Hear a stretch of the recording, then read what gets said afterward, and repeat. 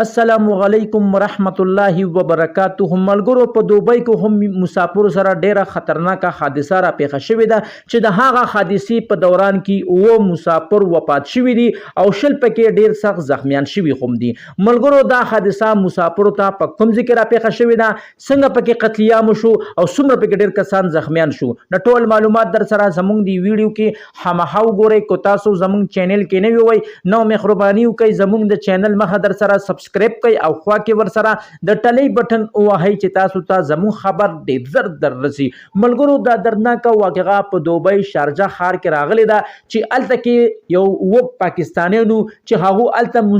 مزدورۍ دپاره تلي وو، نو هغو په یو ګاډي کې ناست وو چې ورسره نور پښتانه پنجابیان د هر قوم قبیلې کسان په هغه ګاډي کې ناست وو چې هغو ته په ګاډي کې یو داسې حادثه را پیښه شوه ځکه چې هغه ګاډی د کمنډ لاندې پرېوتو چې په هغې کې شل مسافر ډیر سخت زخمیان شوي دي. خو د نیوز د مخه د نیوز هم خبر مخې ته راغلی دی چې کم از کم هغه شلو کسانو کې هم داسې اطلاع راغلی ده چې هغې کې به هم ډیر کسان مړه شي. خو اوس چې دا کوم اووه کسان دي دا د پاکستان اوسېدونکي دي، د دوی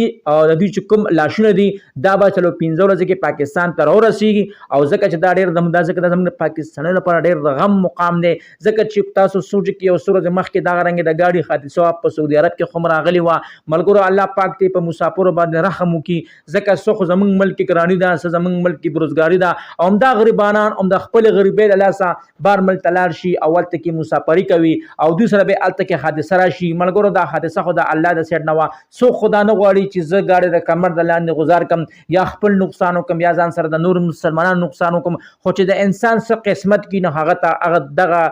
ته دغه را رسیږي. الله پاک دې دا چې کوم کسان وفات شوي دي الله پاک دې دوی جنت الفردوس ته بوزي، الله پاک د دوی خاندان دوی ښځه بچو ته د زړه صبر ورکړي. ملګرو دا ډېر د افسوس مقام دی چې یو انسان د کور نه روغ جوړ لاړ شي مسافرۍ دپاره او بیا د هغه